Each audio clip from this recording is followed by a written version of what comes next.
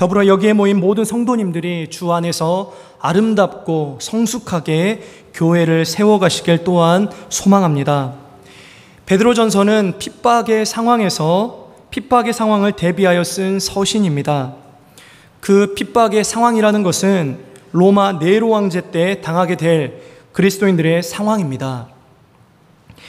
베드로가 황제 숭배의 본거지인 소아시아에 있는 성도들에게 그 상황을 미리 알리는 글이 바로 이 베드로 전서입니다. 오늘 본문은 이렇게 시작하고 있습니다. 우리 7절 말씀 우리 함께 읽어보도록 하겠습니다. 7절입니다. 시작. 너희 염려를 다 주께 맡기라. 이는 그가 너희를 돌보심이라. 아멘. 우리가 오늘 본문에서 세 가지 정도 교훈을 받으려고 하는데, 첫 번째는 염려, 걱정을 다 주님께 맡기라 라는 것입니다. 염려 없이, 걱정 없이 사는 인생은 아무도 없습니다. 염려는 인생이기 때문에 가지는 것입니다. 살아있기 때문에 가지는 것입니다.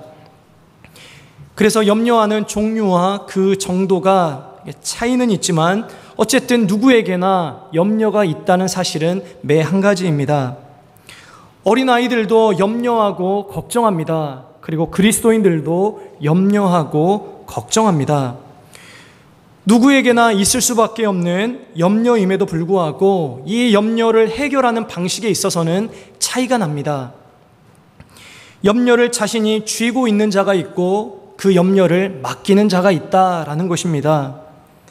성경 말씀에도 염려와 관련된 말씀이 많이 있지 않습니까? 결론적으로 말씀드리면 염려 그 자체가 문제가 아닙니다. 우리가 인생을 살아가다 보면 염려거리, 걱정거리, 이러한 모든 상황들을 만나게 됩니다. 필연적인 것입니다. 그런데 이 염려를 대처하는 그 해결하는 방식이 다르다는 것입니다.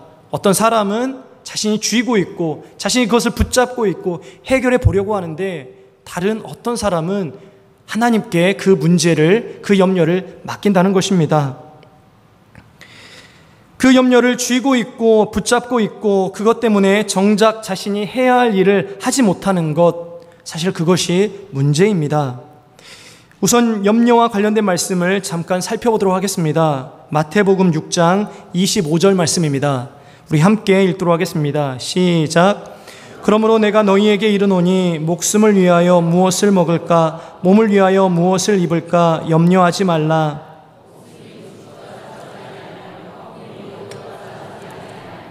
아멘. 염려하지 말라라고 이야기를 하면서 목숨이 중요하다, 생명이 중요하다라고 이야기를 하고 있습니다. 목숨과 생명이 중요한데 염려하는 것 때문에 목숨이 위협을 받고 생명이 위협을 받아서야 되겠느냐라고 이야기를 하고 있는 것입니다. 마가복음 4장 19절 말씀 함께 읽어보도록 하겠습니다. 시작. 세상의 염려와 재물의 유혹과 기타 욕심이 들어와 말씀을 막아 결실하지 못하게 되는 자요. 아멘. 세상의 염려 때문에, 세상을 염려하고 있어서 그 말씀이 뿌리를 내리지 못하고, 말씀이 뿌리를 내리지 못하기 때문에 결실하지 못하게 되는 결과가 나타난다라고 이야기를 하고 있습니다. 염려가 극심하면 우리가 가야 할 그 길을 걷지 못하고 그 가운데서 매몰돼 버립니다. 그 염려와 걱정 가운데서 매몰돼 버립니다. 그러면 말씀이 우리 가운데 들어와서 30배, 60배, 100배의 결실을 거두어야 되는데, 결실은 고사하고 말씀이 마음 가운데, 심령 가운데 뿌리 내리지 못한다라고 이야기를 하고 있는 것입니다. 누가복음 21장 34절 말씀 우리 함께 읽어보도록 하겠습니다. 시작. 방탕함과 술취함과 생활의 염려로 마음이 둔하여지고 뜻밖의 그날이 덕과 같이 너희에게 임하리라. 아멘. 생활의 염려로 말미암아 마음이 둔하게 되어버렸다는 것입니다. 그리고 그 염려가 덫과 같이 그 인생 가운데 발목을 잡게 되었다는 것입니다. 사랑하는 성도 여러분, 그러면 우리는 어떻게 염려를 대처해야겠습니까? 하나님께서는 이 염려를 이렇게 대처하라고 말씀하고 계십니다. 빌립보서 4장 6절 말씀 우리 함께 읽어보도록 하겠습니다. 시작. 아무것도 염려하지 말고 다만 모든 일에 기도와 간구로 너희 구할 것을 감사함으로 하나님께 아뢰라. 그리하면 모든 지각에 뛰어난 하나님의 평강이 그리스도 예수 안에서 너희 마음과 생각을 지키시리라. 이렇게 말씀하고 있습니다. 염려하지 말고 기도하라. 염려하지 말고 하나님을 의지하라. 하나님이 분명히 말씀하셨습니다.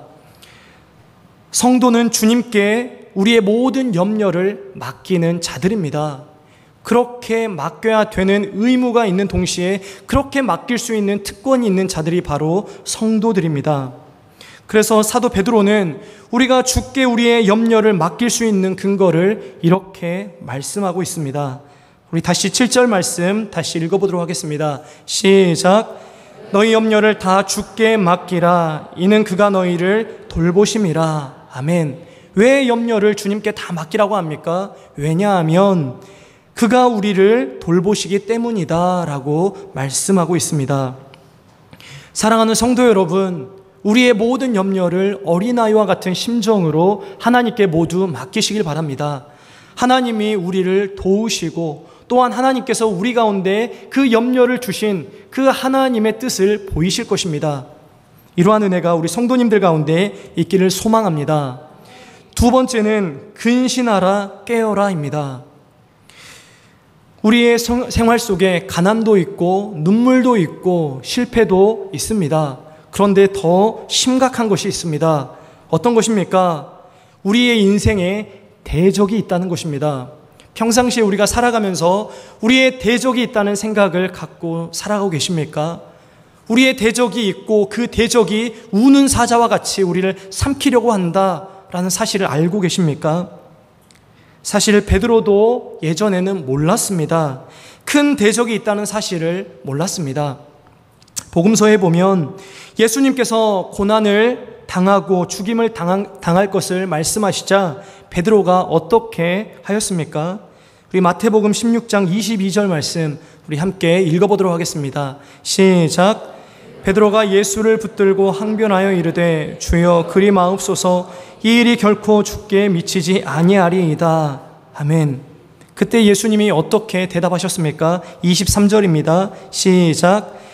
예수께서 돌이키시며 베드로에게 이르시되 사탄아 내 뒤로 물러가라. 너는 나를 넘어지게 하는 자로다. 내가 하나님의 일을 생각하지 아니하고 도리어 사람의 일을 생각하는도다. 아멘. 예수님은 정확하게 알고 계셨습니다. 정확하게 대적이 있다는 사실도 알고 계셨고 베드로가 주는 그리스도시요 살아계신 하나님의 아들이시니이다 라고 고백한 것은 하나님의 뜻으로 말미암아 한 고백인데 지금 예수님을 붙들고 항변하여 그렇게 하지 마십시오. 그 십자가의 길을 가지 마십시오 라고 말하는 것은 악한 마귀 사단이 그를 붙들고 있다는 사실을 정확하게 알고 계셨습니다. 그러나 베드로는 몰랐습니다. 대적이 있다는 사실도 몰랐습니다. 한 번 실수한 것이 아닙니다. 지속적으로 모르고 있다는 사실을 성경은 말해주고 있습니다. 예수님께서 겟세마네 동산으로 기도하러 가시기 직전에 제자들에게 말씀하셨습니다. 오늘 밤에 너희가 다 나를 버리리라. 그때 베드로가 뭐라고 대답하였습니까? 우리 마태복음 26장 33절 말씀 우리 함께 읽어보겠습니다. 시작. 베드로가 대답하여 이르되 모두 주를 버릴지라도 나는 결코 버리지 않겠나이다. 아멘. 그랬더니 예수님께서 뭐라고 대답하셨습니까? 우리 34절 말씀 함께 읽어보겠습니다. 시작. 예수께서 이르시되 내가 진실로 내게 이르노니 오늘 밤 닭 울기 전에 내가 3번 나를 부인하리라. 아멘. 사랑하는 성도 여러분, 대사도인 베드로도 예수님의 십자가와 부활 또한 성령의 은혜를 체험하기 전에는 아직 대적이 있다는 사실도 몰랐습니다. 그리고 대적이 자기에게 어떻게 일하고 있는지조차 알지 못했습니다. 그런데 대적이 있다는 사실에 대해서도 무지했던 베드로가 오늘 본문에서 어떻게 소아시아 성도들에게 권면합니까? 정확하게 권면합니다. 예수님이 정확하게 말씀하셨던 것처럼 이제는 베드로가 정확하게 권면합니다. 우리 8절 말씀 함께 읽어보겠습니다. 시작. 근신하라 깨어라.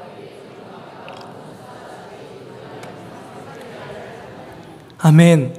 베드로를 잘 아실 것입니다. 즉흥적이고 혈기 있는 자이고 열심도 있는 자였습니다. 그러나 영적 전투는 혈기로 또한 육적인 열심으로만 되지 않는다는 것입니다.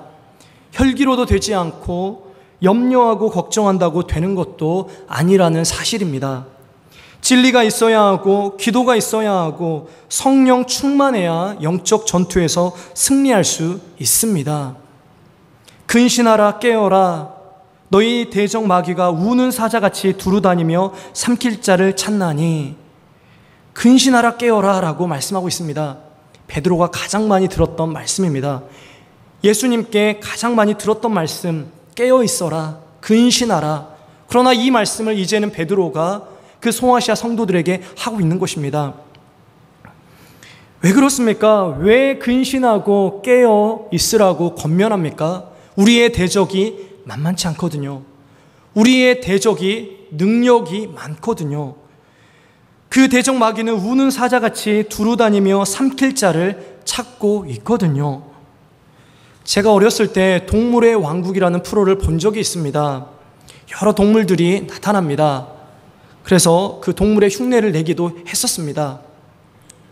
그런데 그 중에서 유독 눈에 띄는 동물이 있었는데 바로 사자입니다. 사자는 먹잇감을 놓치는 법이 없더라고요. 한번 그 먹잇감을 포착하면 반드시 그 먹잇감을 따라가서 잡아서 먹잇감으로 삼습니다. 눈에 띄면 바로 먹잇감이 되는 것입니다. 성경에서 마귀는 여러 가지 모습으로 묘사됩니다. 교활함을 가리킬 때에는 뱀으로, 거짓됨을 묘사할 때는 광명한 천사로, 사나움을 가리킬 때는 우는 사자로 묘사됩니다. 오늘 본문에서는 어떻게 묘사되었습니까? 우는 사자로 묘사되어 있습니다. 포효하면서 으르렁대면서 우리를 먹잇감으로 삼으려고 그렇게 한다는 것입니다. 사랑하는 성도 여러분, 마귀가 존재한다는 사실만 알 뿐만 아니라 우는 사자같이 우리를 먹잇감으로 찾고 있다는 사실을 알아야 됩니다. 그리고 끝까지 경계해야 됩니다. 그리고 지혜롭게 대적해야 됩니다. 그렇다면 어떻게 마귀를 대적할 수 있을까요? 어떤 성도님들은 마귀와 어떻게 싸웁니까? 잘 피해 다녀야죠 라고 말씀하시는 성도님이 계실지 모르겠습니다. 그러나 싸울 수 있습니다. 견디는 정도가 아니라 싸워 이길 수 있다는 것입니다. 패배주의에서 벗어나 자신감과 소망을 가지시기 바랍니다. 소극적인 신앙이 아니라 적극적인 신앙으로 대처하시길 바랍니다. 방어적인 신앙이 아니라 공격적인 신앙으로 마귀와의 싸움에서 승리하시길 바랍니다. 그리스도의 군사는 강하여서 반드시 승리합니다. 사실 마귀가 어떠한 존재인지 안다면 우리가 결코 패배주의 가운데만 젖어서 살지 않을 것입니다. 왜냐하면 이 마귀는 예전부터 있었습니다. 특별한 존재도 아닙니다. 오랫동안 있어왔고 보편적인 대적입니다. 세상에 존재했던 우리의 형제들도 동일한 고난을 마귀에게 당하였습니다.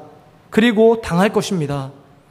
우리 9절 하반절 말씀 우리 함께 읽어보겠습니다. 시작. 세상에 있는 너희 형제들도 동일한 고난을 당하는 줄 알미라. 아멘. 오랫동안 존재해왔고 보편적으로 우리를 대적해온 마귀입니다.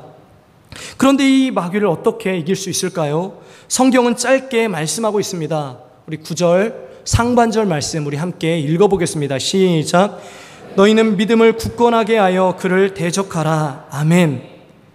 믿음을 굳건하게 하여 그를 대적할 수 있다는 것입니다. 믿음으로 이길 수 있다는 것이에요. 자, 그러면 마지막으로 어떤 믿음입니까? 어떤 믿음이길래 이 악한 마귀 또한 으르렁대는 우리를 먹잇감으로 삼키려고 하는 그렇게 찾아다니는 이 마귀를 우리가 이길 수 있을까요? 어떤 믿음이길래 우리가 그렇게 이길 수 있을까요? 우리 10절 말씀 우리 함께 읽어보겠습니다. 시작. 모든 은혜의 하나님 곧 그리스도 안에서 너희를 부르사 자기의 영원한 영광에 들어가게 하시니가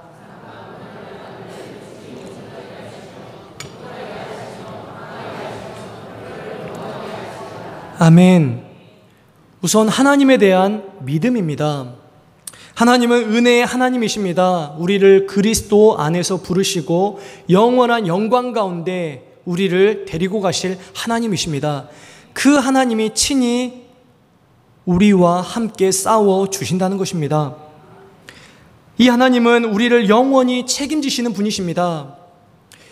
어떤 성도님들은 이렇게 말씀하실지 모르겠습니다. 하나님은 영원의 문제, 또 영혼의 문제, 이 문제에만 관심 갖고 있지 지금 현실적인 문제, 또한 내가 당하고 있는 지금 육체적인 문제, 이 문제에는 관심이 없지 않습니까? 아닙니다. 하나님은 지금 우리의 모든 고난을 알고 계시고 그 고난에 함께 동참하고 계시고 이 고난을 이겨낼 수 있도록 우리를 도와주시는 하나님이십니다. 우리가 잠깐 당하는 고난을 다 아실 뿐만 아니라 우리와 함께 하시고 우리를 도와주시는 하나님이시라는 것이에요. 10절 말씀에 보면 하나님이 하시리라 라고 하는 표현이 4번 등장합니다. 온전하게 하시리라, 굳건하게 하시리라, 강하게 하시리라, 털을 견고하게 하시리라. 이렇게 하나님께서 4번 말씀하십니다. 우리를 하나님께서 온전하게 하시고 굳건하게 하시고 또한 강하게 하시고 견고하게 하시는 분이 바로 하나님이십니다. 우리의 싸움은 우리가 하나님 편에 서 있는가, 아니면 하나님 편에서 우리가 다시 나와 내 편이 되려고 하는가, 사실 그 문제입니다. 우리가 하나님께 붙어 있기만 한다면 우리가 염려하고 걱정하는 문제, 또한 아무리 우리의 원수가 우리에게 싸움을 걸어오는 그 현장이라 할지라도 그 가운데서 이길 수 있는 것입니다. 하나님께서는 이러한 염려와 또한 이러한 싸움의 현장 가운데에서 성숙하게 하나님을 의지하는 우리를 도와주실 것이고 그 가운데서 하나님의 승리를 맛보게 하실 것입니다. 사랑하는 성도 여러분, 하나님이 하시기 때문에 우리가 고난 속에 있지만 소망을 품을 수 있습니다. 그리고 이 하나님께 우리의 모든 염려를 맡기는 것입니다. 우리의 영혼의 문제, 우리의 육체의 문제, 또한 영원의 문제, 모든 문제까지 하나님께 맡기고 그 하나님이 우리와 함께 해주시는 이 경험이 우리 성도님들을 굳건하게 세우시기를 간절히 소망합니다. 사랑하는 성도 여러분, 하나님께 모든 염려를 맡기십시오. 현재적으로 당하고 있는 개인적인 어려움, 또한 가정의 어려움, 경제적인 어려움, 대인관계의 어려움, 또한 일터와 직장과 여러 가지 우리의 삶의 현장에서 겪게 되는 모든 어려움과 염려와 걱정을 하나님께 맡기십시오. 하나님이 여러분을 대신하여서 그 가운데서 승리를 주실 것이고 또한 그 가운데서 하나님이 과연 성경에서 말씀하시는 나의 하나님이시구나 라고 하는 사실을 직접적으로 체험하게 되실 것입니다. 이렇게 하나님께 모든 염려를 맡길 뿐만 아니라 우리의 대적 마귀를 대적하십시오. 주님이 우리를 통하여 큰 일을 펼쳐 가실 것입니다. 문제는 우리가 패배주의에 젖어 우리가 지난날에 우리의 삶을 돌아보니 습관적으로 죄악에 지고 또한 이러한 환경 가운데 처해 있을 때 또한 패배하게 되고 이러한 경험 때문에 우리가 우리의 믿음의 첫 발을 내딛는 것을 주저주저 할 때가 있는 것 같습니다. 우리 하나님께 모든 우리의 신앙을 맡기고 그 하나님이 우리를 도와주시도록 그렇게 나아갔으면 좋겠습니다. 이렇게 진리의 꼭대기에 서보면 왜 우리에게 이러한 염려거리를 주셨는지 그리고 대적을 허락해 주셨는지 깨닫게 됩니다. 우리가 오전에 들었던 말씀처럼 우리를 성숙하게 하시기 위하여서 또한 온전하게 하시기 위하여서 또한 강하고 견고하게 하시기 위하여서 하나님께서 우리에게 주신 것들입니다. 사실 우리는 그 염려와 걱정거리 빨리 그 가운데서 벗어나기만을 소망하는데 하나님께서는 그 가운데서 벗어나게 해주실 뿐만 아니라 그 염려와 걱정거리 또한 마귀와의 그 전쟁 가운데에서 그 싸움 가운데에서 우리가 고통과 괴로움을 겪게 되는 그 환경 가운데 성숙한 믿음을 발휘하기를 원하는 것입니다. 하나님께서는 우리를 그 가운데 부르셨습니다. 그렇기 때문에 이제는 우리가 믿음으로 그 싸움을 싸워 나가야 됩니다. 기도하시기 바랍니다. 말씀 앞에 더 서시길 바랍니다. 우리의 힘과 우리의 능력으로는 이길 수가 없습니다. 새벽마다 기도하시고 또한 매일매일 말씀을 읽으시고 또한 들었던 말씀을 적용하시고 그렇게 믿음으로 승리하시는 우리 성도님들 되시길 간절히 소망합니다. 우리 함께 기도하도록 하겠습니다.